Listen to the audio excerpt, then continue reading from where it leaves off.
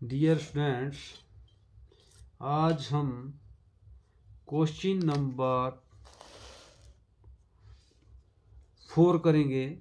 एक समत्रिबाहु त्रिभुज बनाओ जबकि आधार ए बी रेखा के समान आधार कोण ए के समान दिया है। आपने क्या करना है, सबसे पहले आधार जो भी आपके पास दिया है सबसे पहले वो ले लेना आपने। मान लो ये आपके पास ए बी रेखा दे दी है, इसका नाम आपने छोटे शब्दों में एक इधर एंगल दे दिया आपके पास, अपनी मर्जी से इसका अपने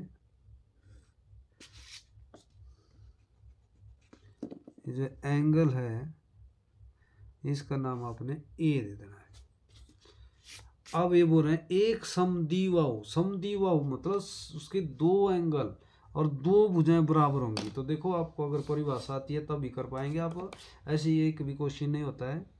अब आपने सर्वप्रथम क्या करना है, ये आपके पास दे दिया है, अब आपने शुरू करना है क्वेश्चन। तो सबसे पहले ए बी के बराबर आपने, मान लो मैंने लिया है 5.5, तो सेंटीमीटर में पेपर में आएगा तो सेंटीमीटर में करना है। तो मैंने भी उतना ले लिया जितना नीचे इधर मैंने लिया था। यहाँ बड़े शब्दों में आपने ये कर देना है। ये क्वेश्चन नंबर 4 7th क्लास। अब आपने क्या करना है, अब आपने जो एंगल साइड में दिया है उसमें अपनी मर्जी से प्रकार खोलने हैं। जितनी आपने खोलनी है उतनी रखनी है प्रकार। जैसे खोल दी मैंने, तो अब उतनी प्रकार रखनी है और बी बिंदु पर भी आपने चाप लगानी है। अब हिलनी चाहिए आपकी प्रकार भाई। और ए बिंदु पर भी उतनी खोलनी है आपने जितनी आपने सबसे पहले खोली थी ए एंगल पर। अब ए एंगल की मान लो इधर मैंने एन नाम डाल दिया, इधर एम डाल दिया, ये जो चाप आपकी 12 मिली। अब आपने क्या करना है, एन से एम तक प्रकार खोलनी है और उतना ही यहाँ से काट दो इसको आगे और उतना ही यहाँ से आगे, जो आपकी आधार रेखा के साथ टच हुई दानेदार लाइन, इनको आपने मान लो इधर नाम डाल दिया मैंने एम, यहाँ भी मान लो एन डाल दिया। ठीक है, अब आपने क्या करना है, ए बी बिंदु को भी उस चाप के साथ मिलाना है, आगे बढ़ाना है, और ए बिंदु को भी उस बिंदु के साथ जहाँ कटा हुआ है, मान लो मैंने नाम दे दिया एम, उससे आगे बढ़ाना है। जहाँ दोनों आपकी लाइनें मिलती है वहाँ अपने लाइन को रोक देना है और उसका नाम सी दे देना है।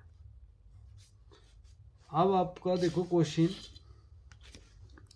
एक बराबर डार्क कर लेता हूँ मैं। अब यहाँ पर आपने ए नाम दे देना है, एक तरफ दे दिया, दूसरी तरफ देने की कोई ज़रूरत नहीं है, परंतु आपका एंगल बराबर है तो तब भी आप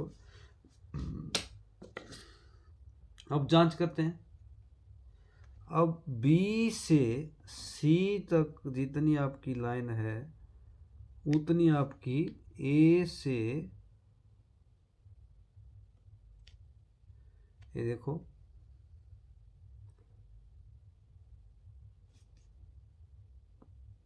जितनी आपकी बी से सी है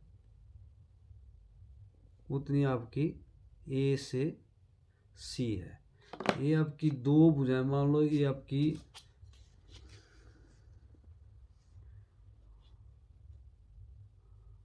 4.4 आ गई है भुजाएं, 4.3 है मान लो, तो ए भी आपकी 4.3 होनी चाहिए।